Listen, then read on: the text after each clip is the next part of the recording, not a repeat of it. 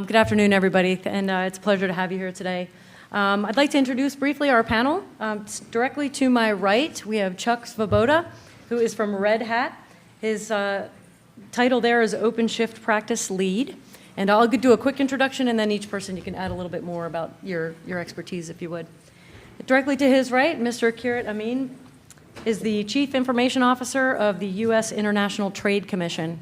And on my far right, Ms. Christine Calvosa, the Chief Information Officer of the Federal Communications Commission. So this is our esteemed panel for this afternoon. So Chuck, why don't you just give us like a 30-second elevator speech? Happy to talk about myself. Great. So at Red Hat, I'm bringing OpenShift to all the agencies across public sector. OpenShift is our container-based app modernization platform, ushering in the DevOps way of life for a lot of agencies. My background, I'm a developer at heart. Still hack, still have VMs running on my laptop. And I've worn a pager or two, had God mode on some servers in prod, which we probably should never have, and maybe we'll talk about that later. But really happy to be here and talk to everybody, and looking forward to it. Hi, I'm Kirat Amin. I'm currently the CIO at the U.S. International Trade Commission. I would date myself as a senior guy, having been in federal government, IT sector total nearly 45 years. Bulk of that in the private sector with the last 10, 11 years as a Fed. I have been a CIO at State Department. I was Chief Technology Officer at Commerce. And now I am at a small and independent agency. But by heart, I am totally federal IT sector experience. Hi, again, my name is Christine Calvosa, and I'm currently the acting CIO and DCIO at the FCC.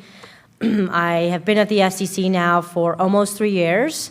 I was under the leadership of Dr. David Bray for a long time. He just left the agency. And before that, I was at NRCS, the Natural Resource Conservation Service, as part of one of the largest agencies within the USDA as the Chief Technology Officer. Before then, I actually was in private sector, working for a few firms, and that spans currently my career. So I've been in government now for almost 7 years, and I've been in IT my entire career, and I enjoy every second of it. I consider myself like an IT geek when and where I can. So Geeks Unite. All right, thank you. And I do condone Chuck having development on production environments. I'll stop there. Okay, thank you. Thanks for giving your backgrounds. So this afternoon, we're gonna ask a few questions, but it's mostly going to be about around the MGTA, the Modernizing Government Technology Act, which many of you probably know has been rolled into the NDAA and is moving its way through the Hill. So the first question. So Gartner assesses the MGT Act as having, it's a burning platform for modernization around cyber threats and resilience. We outline it has about 4 clear themes: cybersecurity, cloud with a heavy cybersecurity undertone, shared services with heavy cybersecurity undertone, and innovative acquisition pilot efforts. So the question is, does your agency have plans in place to implement transformational change to address any of these specific themes in particular? Christine, we'll start with you and your role leading resiliency and technology. What thoughts do you have there? Thank you, Juliana. Yes, at the FCC, we are actually employing these themes, primarily in the cybersecurity space, cloud services, and shared services. Resiliency means a lot to a lot of people, so for the FCC, this is what it means for us. It's not just defending, but the ability to quickly respond and recover after an inevitable event has occurred. And so what we've done at the FCC is that even beginning when I started, we've employed cloud services first. So for any and all solutions now, any and all mission requirements, we look directly to cloud solutions to help us achieve and meet those requirements and goals. We have done that over the past 3 years, and we're going to continue to employ that moving forward. And we've built up now a nice IT service catalog where we can pull different types of cloud solutions from infrastructure as a service, software as a service, and platform as a service to achieve our mission needs. So from again, from a cloud perspective, there's two big pieces at the FCC, right? There's mission-based requirements, and then we also have, obviously, the office automation management administration needs of the commission as a whole. And so it's definitely a balancing act to make sure that we are transforming the way we do business, not only internal to the agency, but also external to the agency. The second item that we're definitely employing is cybersecurity in the cloud. We're moving away from having equipment sitting in our data centers and moving to cloud services for cybersecurity needs. Obviously, the move to cloud for our applications, we're looking to leverage the security undertones that are already there with the cloud providers. And if not, we partner very closely with industry to say, these are the needs that we have from a cybersecurity perspective to ensure that they're meeting that so we can continue to move forward and use those services. From a cybersecurity perspective, we are diligently moving a lot of our in-house systems into the cloud, from services such as email encryption, logging and monitoring, email protection, web security, and web filtering protection. So we're slowly moving to those services in the cloud. And then, in addition, shared services, right? Shared services is something that's going along big and fast across the U.S. government. And as a small agency, we have done a lot without having to leverage shared services, but some of the key administrative items that we have, like many other agencies, we're looking to leverage shared services. And finally, I would say, one of the biggest things that we're doing in order to ensure this transformation and modernization happens is we're doing creative problem solving with our industry partners. We're inviting our industry partners to come see us and partner with us to deploy some of the solutions within the FCC so that literally both of us can reap benefits as necessary. Like many agencies, we have biggest challenges. And the biggest challenge is both IT and security, right? Maintaining our old legacy systems and applications. And so it's really a delicate balancing act. Like many of government will say here, we don't have the growing budgets. And so we need to prioritize and work with our leadership to prioritize what we're doing first, second, and third. Thanks. Karen, how about you at your agency? What specific actions are you all taking to address this transformational change? I think, as we all know right now, the key words these days are about modernizing and cloud services. Cybersecurity applies across the board, no matter which way you look at it. What we are, and we have a roadmap right now. First and foremost, we shouldn't be in the business as a small and independent agencies of owning data centers. Neither can we afford, nor do we have resources, both personnel and budgetary, to do that. We have a huge federal government data footprint across every agency.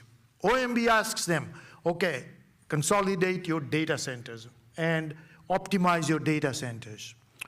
Okay, I was at Commerce, I was at State Department. They are all looking internally, even trying to do that. We are today, here is a trivia question. How many? Most of you feds are in one form or another? Federal IT? Right? How many independent and small agencies are there in the federal government today, numerically speaking? A lot. How many? Come on, guys, speak up. You are in this business, right? You ought to know.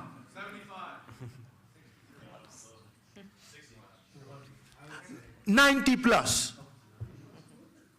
90 plus. They are under the radar. From the Fed side, OMB neither has resources to monitor them. They focus on the CFO Act agencies. They mandate CFO agencies and monitor them. Guess what we are doing? We are flying under the radar. That is not good, no matter how you cut it. Modernizing Government Technology Act. Nice and dandy. It's applicable only to CFO Act agencies. Does everybody know that? So what are we, 90 plus, chopped liver? No, serious. We don't, in fact, we have a bigger need than the bigger ones do. We don't have personnel or budgetary resources to do this. I'm screaming at the loudest I can. Hey, other big agencies host our data centers. Why do I have to go commercial? We are all government. OMB, find a way to credit these agencies for data center consolidation. If I have to implement my trusted internet, MTIPS doesn't come cheap. Then I have to do my Einstein 3A. I have got lots of mandates back to back.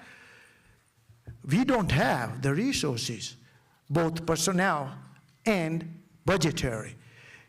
A large agency, and I've been I was at State Department, I was at HUD, I was at Commerce. They struggle, but they are going to get the modernization dollars. I don't know what the Hill is doing. I might get crucified for stating this, but that's the reality. We are the Achilles heel of the federal government.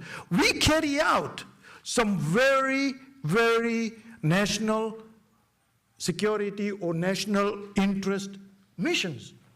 Federal Communications Commission, International Trade Commission. Guess what our charter is?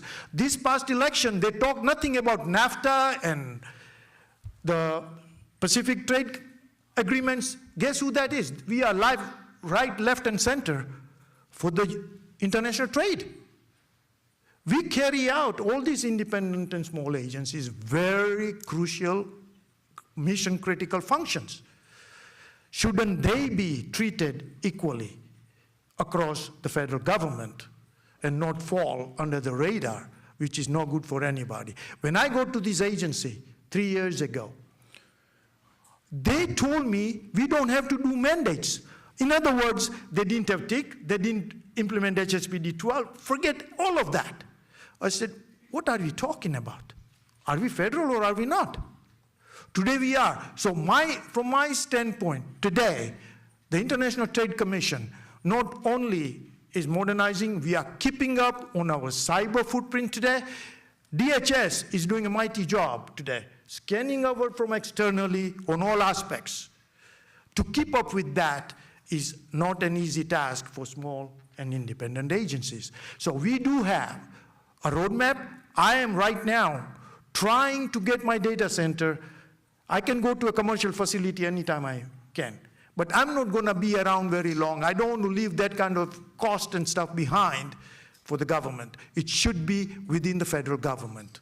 I had a session yesterday at GSA Roundtable that a year ago at the Executive Leadership Conference I spoke about, this very issue.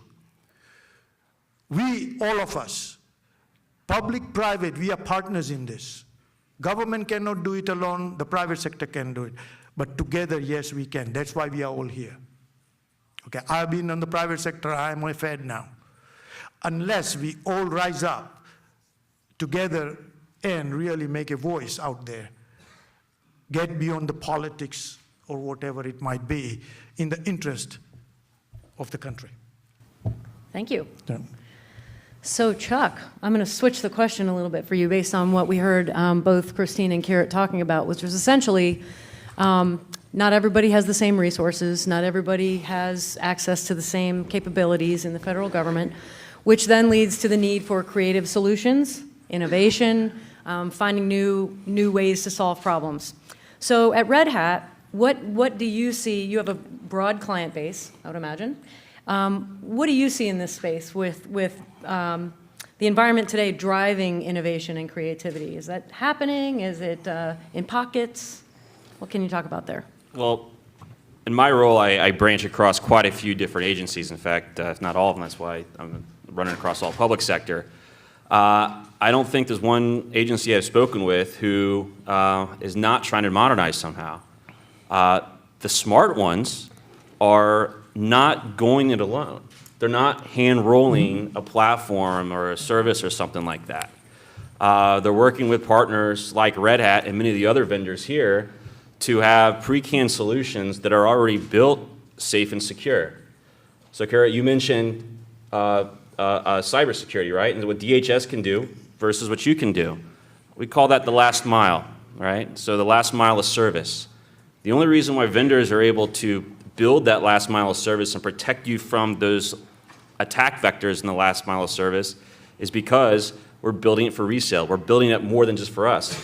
And if a smaller agency is required to build that, and another one is required to build it, and another one, and another one, and another one, when there's something else available out there that can do it for you, by golly, you should be looking into that solution.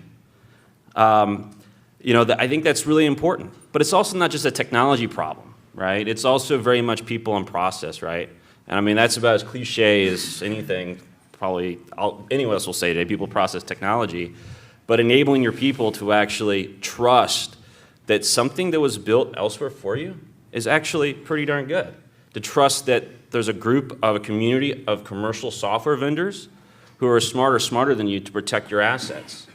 And to think that, when you're developing real business functionality, right? Those are functional requirements that, as a developer, I would get a stack this big, and I'm kind of showing my age where they used to be on paper in a big binder of functional requirements.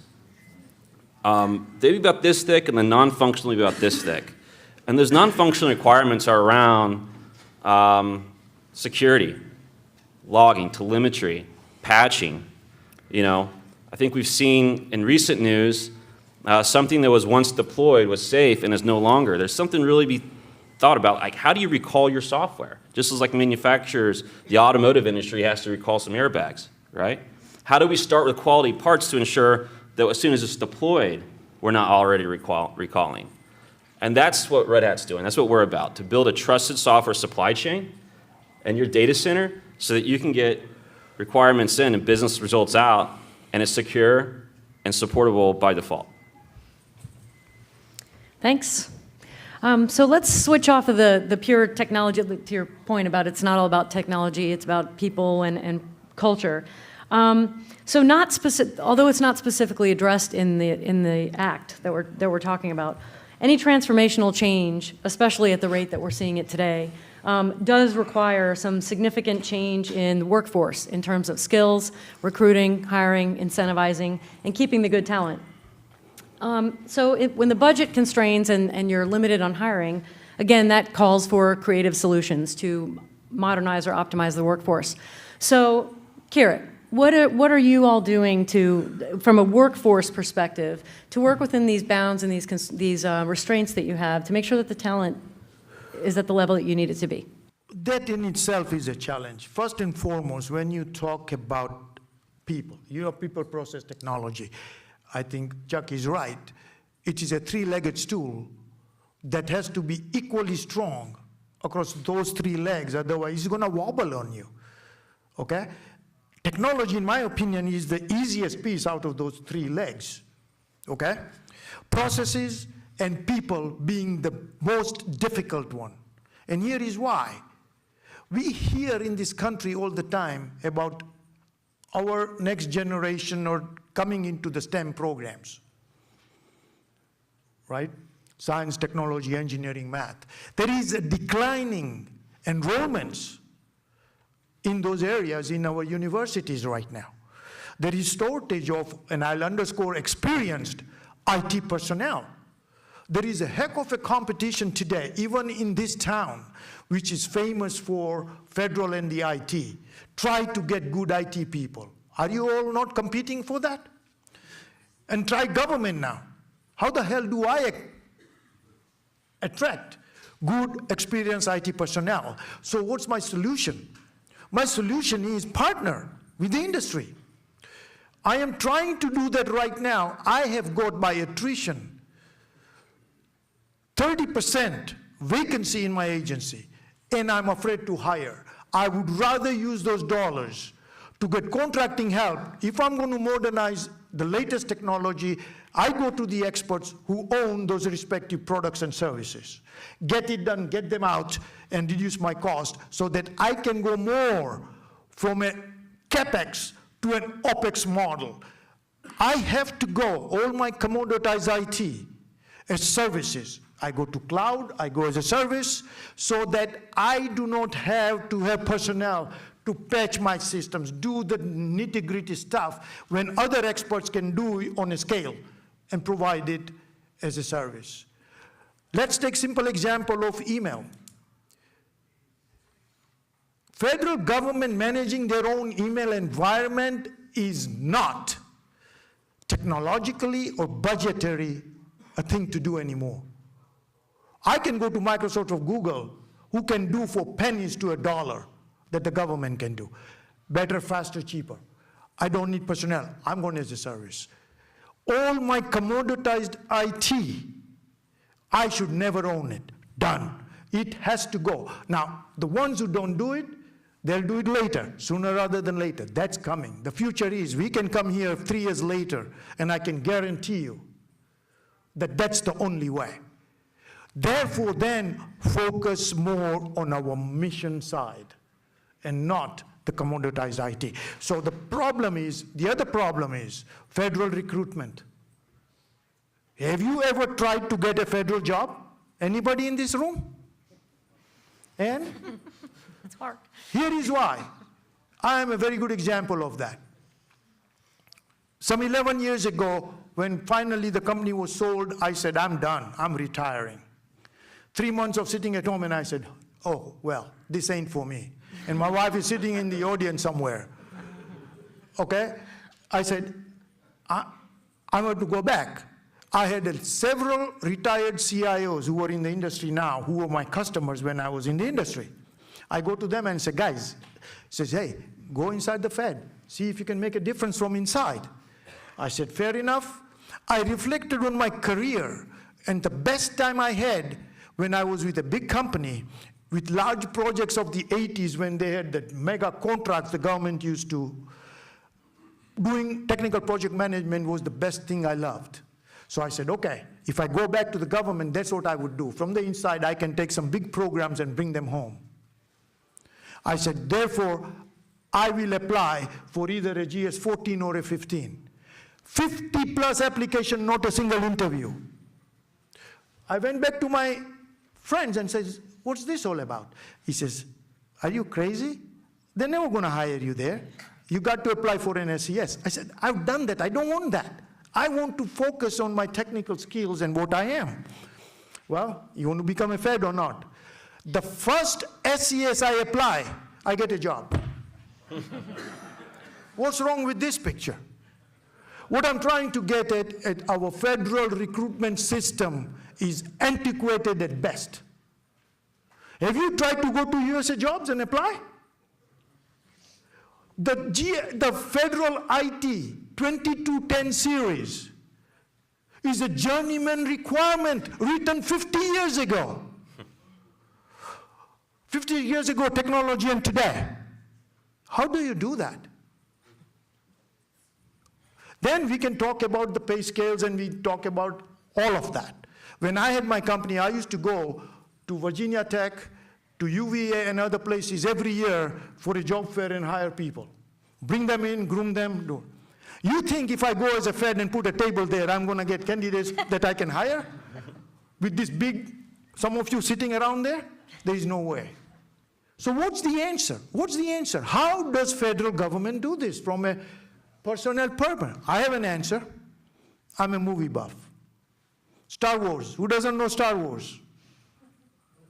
Okay? We can talk Star Wars. What was the basic theme behind Star Wars? Good against evil, right? The evil was very powerful. The good, there was no way.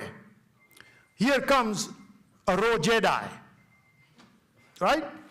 And Yoda says, yes, you are it. I'm going to make you into a full-fledged Jedi Knight that you then can go fight that. Okay, there are in the industry today, several of us. I don't think I'm going to be around. I'm 70 years old, ladies and gentlemen. I've done I can't be around very long, not as a full-time Fed. So there are people around, and former CIOs and others, who can be the Yodas. And from a selfish, small agency perspective, OMB, get a 3, 4 of these Yodas, hire them to charter them to say, you go, represent these 90-some independent agencies and help them with the other agencies and OMB support to get them modernized and go to cloud and do whatever. Procurement is a huge issue. I want to go to cloud email. Microsoft looks at me and says, I'm not talking to you. But collectively, if we do it, we have a collective muscle that we could apply. And the only way it happens, I can't go to OMB. I understand they don't have resources. Get a few of these Yodas. Hire them for a couple of years and tell them, go do this. This is your charter. Get them done. To me, that would be the only answer.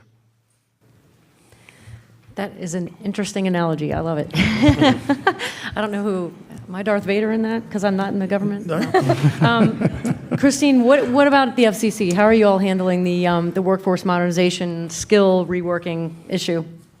So we have, Kirit brought up a lot of good points, right, from a workforce perspective. And Chuck started off with people, process, and technology. And I'm just going to echo the same thing, right? It takes all three in order for us to be successful.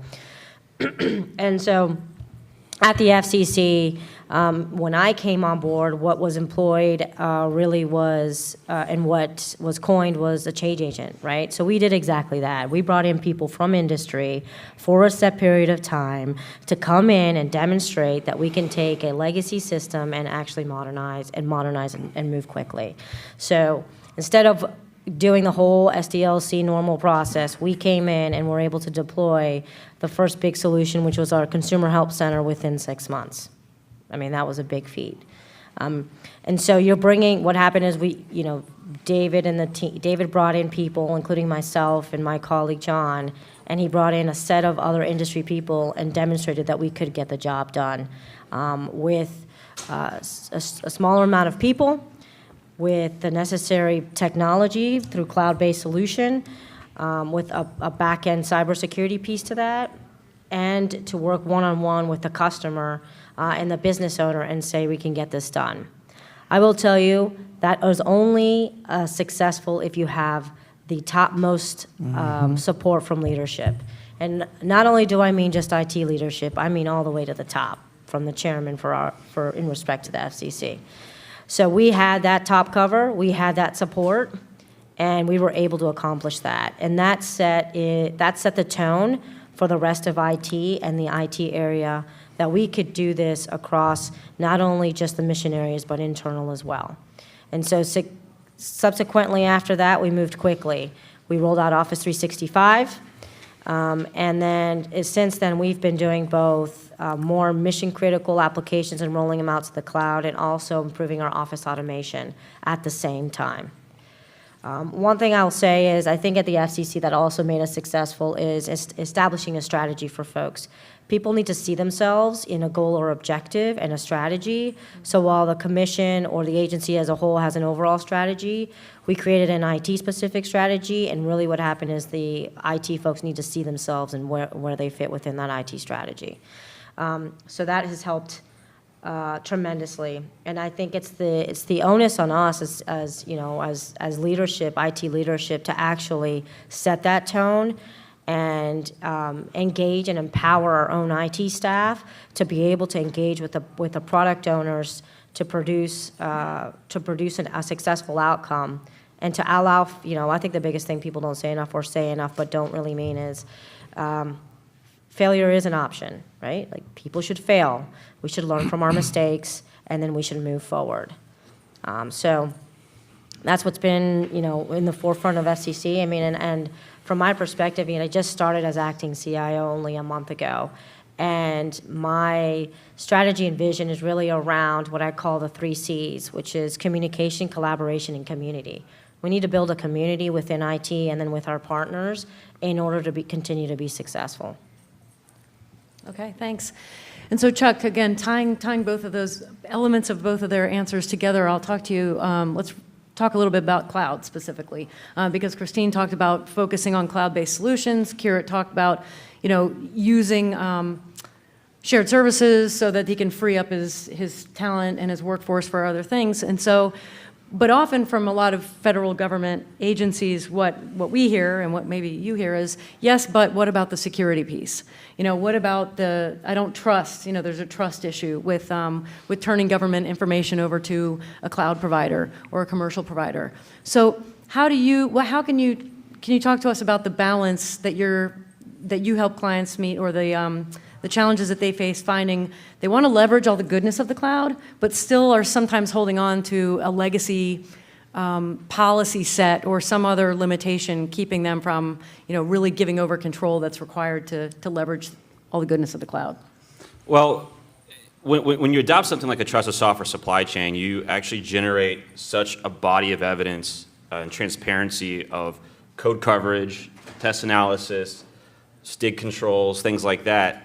And they look at it and they're like, well, actually, you know what? I don't really trust this for some reason. You've given me more than I've ever had, and you don't trust it. So I think it actually goes back to the people challenge we're having. So talent. So Kerr, you mentioned, it's tough for you to find folks. Government folks, right? Mm-hmm.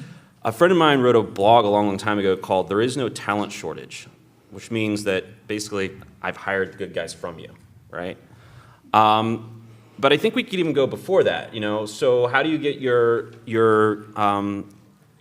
toddler to like broccoli? You start feeding them broccoli when they're younger, right? So let's give the Padawans the skills in college to understand cloud-based security, right? Cloud-based paradigms, right? So as folks retire out, there's someone in there to cover these bases and actually have a true understanding of it. From a vendor perspective, if you are not shipping your product and what you're selling without in-depth training on how to use it and how to understand it and not just trust me it works, you're doing a big disservice to not only your customer but yourself. And there's a bit of community enablement that has to happen too, right? So this world of selling open source software that, I work for Red Hat, we know a little bit about open source, is you've got to get out there in the community and express, these point of views that moving to the cloud is actually safer. Do hackathons, prove it, right? Really, really invest in it. And part of developing software is if you can secure up to the platform layer, like an OpenShift, we secure from the IaaS and then the platform so that we say anything deployed on top of it will be secure from this level down. But your application security is something you have to kind of think about, right? Christine, you mentioned innovation. You shouldn't be afraid to innovate and try new ways to secure things. Fail fast, I believe you said. Actually, I was told don't use that. So they say learn fast. If one of my customers is actually watching this, she'll know exactly what I'm talking about, but I really like what she does. And this is the top coder at a very large agency, and she printed out get out of jail free cards. And she gave them all to her developers. And it basically put them in your wallet. And if you tried something new to secure your software, tried a new way to implement some sort of business requirement, you get out of jail free. You learn something new. And tell the rest of the team so we don't repeat that same mistake. And similarly, when you go to the cloud, it is with that. It's a lot of very small experiments over and over and over again, course correcting as you go, learning very quickly. And when you do that, you're going to figure out these are the gaps or not, and how we fix those issues. And then you start to trust the moving to the cloud. Yeah, I really like that. And so for both of you, you're on the receiving end of that. You're on the federal side as customers. Would you say that there has been better proof of concept, that you're seeing vendors coming to you with, with hackathons or with proof that is building your trust faster? Whether we do it or not, in my opinion, that's the way it's supposed to be. It has to go that way. Here is why. For example, I said I'm a small-sized agency. Mm-hmm. My development and test are over 110 virtual sitting right now. Okay? STIG, I have to go to the baselines. There's so much time that my people and my developers and my network people are standing on that. Why can't I go as a service, right? So to Red Hat or one of you to say, hey, provide this as a service. When I'm moving from my dev test to production, I have to set up my VMs on that side as well, making sure. Sometimes it takes several days, if not weeks, to stand those up. That's holding me up. That's not efficiency. I can go as a service, have an SLA, hey, 8 hours, 10 hours, my VM should be up. Here is my baseline, here is my STIG, boom, done. That's the only way it can happen is go as a service. We in the government cannot keep doing that. And the second part of that is as we go in a data center and as we go into the cloud and reduce our data center footprint, the less we have to worry about our day-to-day O&M maintenance and stuff, which can be provided far better, efficient, cheaper, faster by going as a service. Yep. Okay. Christine? Yeah, so from an FCC perspective, we definitely start, right? We start small and we learn from it, and then we, I like the term learn instead of fail fast. That's good, learn fast. Learn fast. So we learn fast and then we move forward, right? And sometimes we move forward with the same vendor and sometimes we move forward with a different vendor. It just depends on what we're trying to do from a specific mission need. I also think that at the FCC, we have, I lost my train of thought. So we have a lot of federal obviously we have like many of us in government, we have a lot of federal guidelines, right? And those federal guidelines are not changing and shifting as fast as we want them for cloud services and cloud solutions. And that's definitely a struggle and a challenge that we have and many other people have, I believe. I mean, we're a civil agency, right? So for us, we're not under the same hard restrictions as perhaps DOD or DHS is, right? But we still have those federal guidelines and restrictions. And what we're seeing is that we're hoping that, our bigger counterparts, GSA and others, are actually putting forward a good footprint for us that is going to allow us to move to the cloud and services much quicker. We are going to continue to pursue that and continue to work with our partners to do that. We don't mind at FCC being trailblazers. We just mind when it stings us all the time. So, but we don't mind actually being that person to actually work with so that we can prove that a agency and industry partner could be successful together. Might I add something? Yes, so, please. When you're dealing with going to the cloud or scaling out, right? With a lot of this cloud, these cloud principles are about horizontally scaling. So upping the number of VMs or in this wide world of containerization to do a lot more, right? As more services move, more your constituents are asking for new services, et cetera. And so when you're securing something or you're moving something, you got to automate it, right? If you're familiar with the term DevOps, right? I don't know if it's been mentioned yet, but I like to say if you ain't automating, you ain't DevOpsing. And that's simply codify what the desired state of your infrastructure is supposed to be using some sort of automation tool, whether it be Puppet, Chef, Ansible, OpenShift, anything else is out there, and then wash, rinse, and repeat, right? DevOps delivers software reliably, repeatedly, rapidly, and with a good ROI. And the only way you're able to do that is if you're codifying that desired state over and over and over and over again. Try new things, rip it out. Because you might be trailblazers, but a lot of folks I work with, I like to say to them, the second mouse gets the cheese, that first mouse, and the mousetrap, right?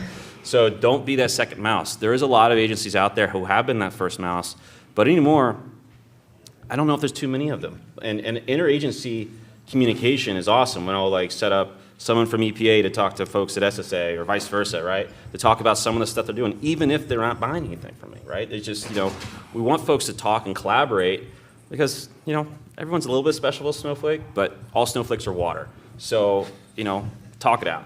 You have a lot of really great sound bites that I'm going to be writing down. All snowflakes. Copyright Chuck Sabota. No one's doing it. That's right. That's really good. Well, I am going to, Kira used the Star Wars analogy, and I'm gonna use another movie in our analogy in our last couple minutes, and that's going to be The Little Mermaid. And that is that in The Little Mermaid, her voice was taken away. And one of the points that Kira makes in his white paper that he had written last year about the disadvantage that the smaller agencies have is that they need a voice. one of the ways to get them the support is, so I'm giving you your voice back. Get it? Little Mermaid? Yeah, okay. So let's say in the last 5 minutes before we open up to some Q&A, I'll give each of you 2 minutes to just give your last word to what you think this room would like to, what would you like this room to hear about? Anything that you haven't said yet in terms of needs or where you want to see collaboration from industry. And we'll start with Christine, but you are going to get to talk, even though you don't need to collaborate, probably. Go ahead, Christine. So I think for us, to take anything away from this is the fact that two big things. There are good IT people in government. I'm speaking from experience, right? Because I actually left the private sector to come into the public sector because like many frustrations, people weren't making decisions and things weren't getting done. And so I prided myself in coming into the public into government and saying, we're going to make decisions and we're going to move forward, good, bad, or indifferent, we're going to do this. So there are good IT people in there who want to make a difference, and so I ask you to push forward and keep meeting with those folks to make it happen. And second, I'd like to see more of the industry and government partnership, right? There's probably, like we say at the FCC, success breeds success, right? We started with a small cloud initiative. We started with modernizing a legacy application, moving to the cloud, and now we have other bureaus and offices wanting to do the same thing. So from an industry partner perspective, start off with like an independent agency like we are in, right? And work with us to be successful in one aspect, one area, one capability. It's not the whole big bang, but one item, and then let us breed that success across not only just small agencies, but bigger agencies. Okay, thanks. Kirit? It's not as dark and bleak as it might sound. No, because here it is. In the last few years, the government has learned. How many in here are CDM contractors or providing CDM services? That's a hell of a model that works. Here is why. So what happens? DHS and OMB decide we're going to mandate CDM across the government to standardize security and how we look at it. One thing they knew, that again those 90 plus small and independent agencies are never going to get there. So what did they do? OMB centrally funds DHS, GSA goes and leaves a contract out. Now DHS is providing this as a service to the small and independent agencies. There is a collaboration, there is a volume, there is everything, there is a great model there that needs to be duplicated across other services. EIS, the follow-on to the network's contract, has really laid out nicely in a mind of a catalog kind of a services that the federal government can now, including some cloud services. Because my problem always was, how do I go procure my cloud services? Technical wasn't a problem, money wasn't a problem was acquisition. I can't just go out there and say, hey, I want my cloud services from Microsoft for 365. I can't do that. I have to follow the federal guidelines in procurement. And that is where you bog down. There is no nice way to go about. Here is why. I, in the last 3 years, had 2 major contracts in my commission.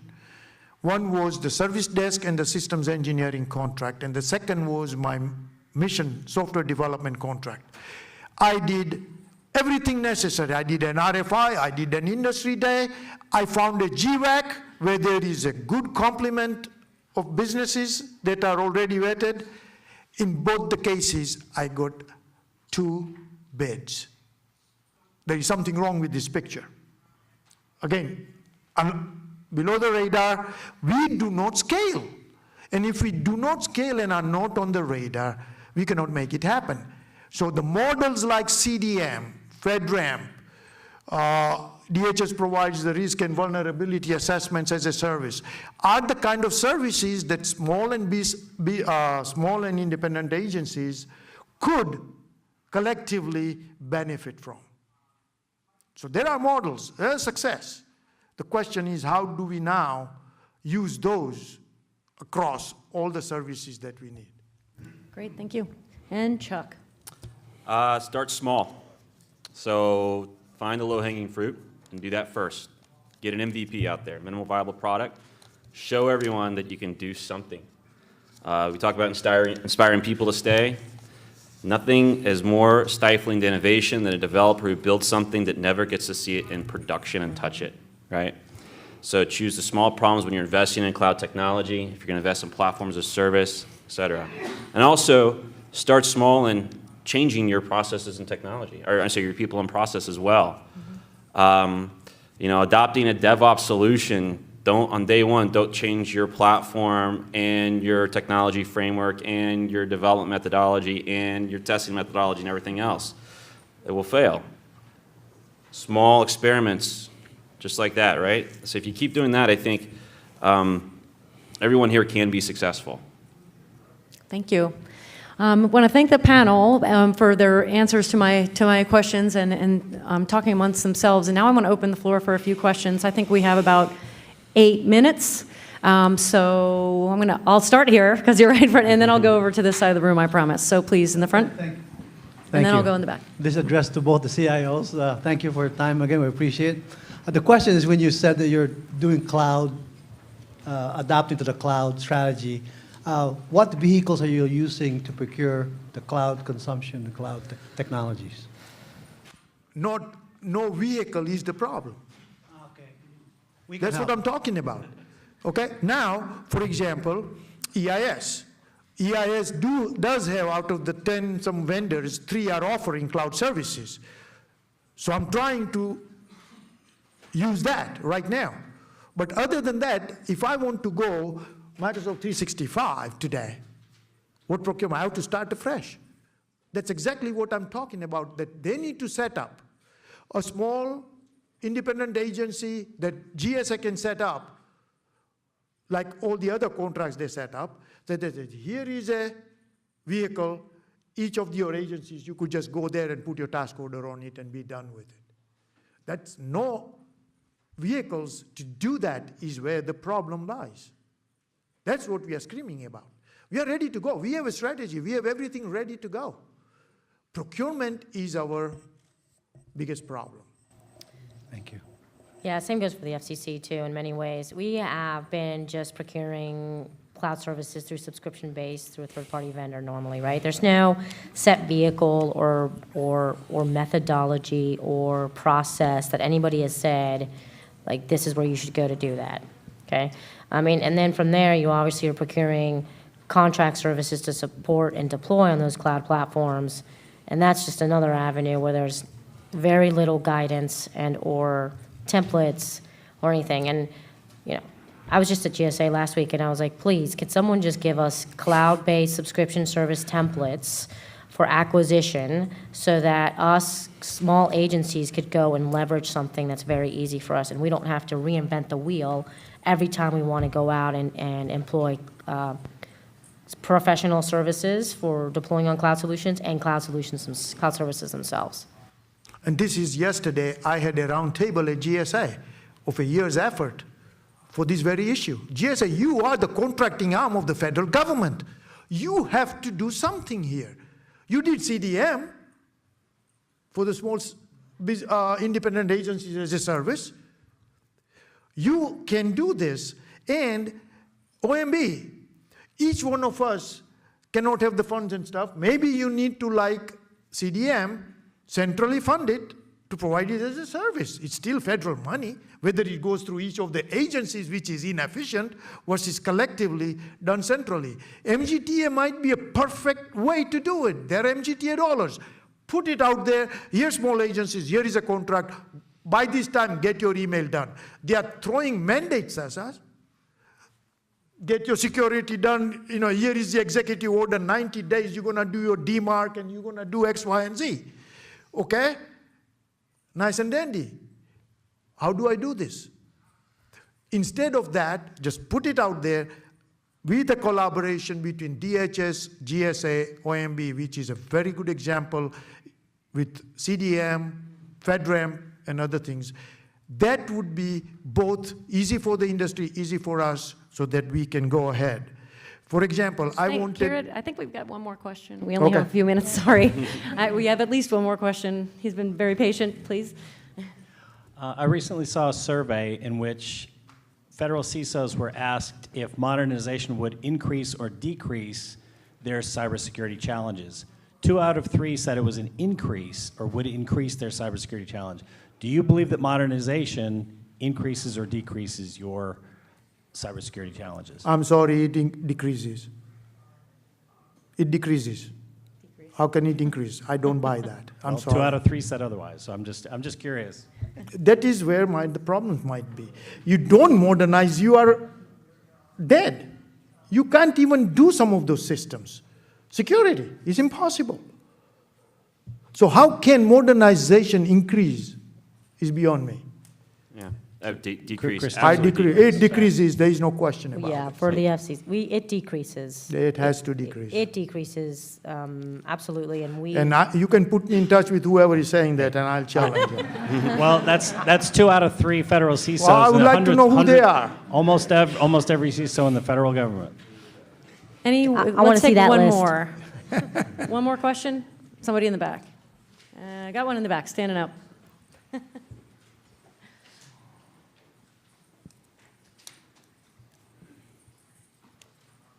What venues do you recommend, or well, what's happened so far? What venues have been used for collaboration amongst various agencies, along with industry, for things like moving to the cloud, best practices for DevOps, things like that? Where is that happening? Because a lot of times I'm hearing that it's happening in email or at roundtable discussions or at conferences. Very sort of, you have to be there or you don't get it, right? Where is this knowledge being captured, and is there a forum that that can take place that's going to enable that sort of cross-agency industry collaboration? Are you specific to the small agencies? Is the question specific to the small and independent agencies, or? It's for all, for all. I think 3 to 6 happy hour today. I mean, No, I can speak, and I've been at larger agencies too, okay? But I can speak right now the plight of the small and independent agencies, okay? For example, the CFO agencies are at the table with the federal CIO, am I correct? You have the CIO working council that they debate and they address stuff.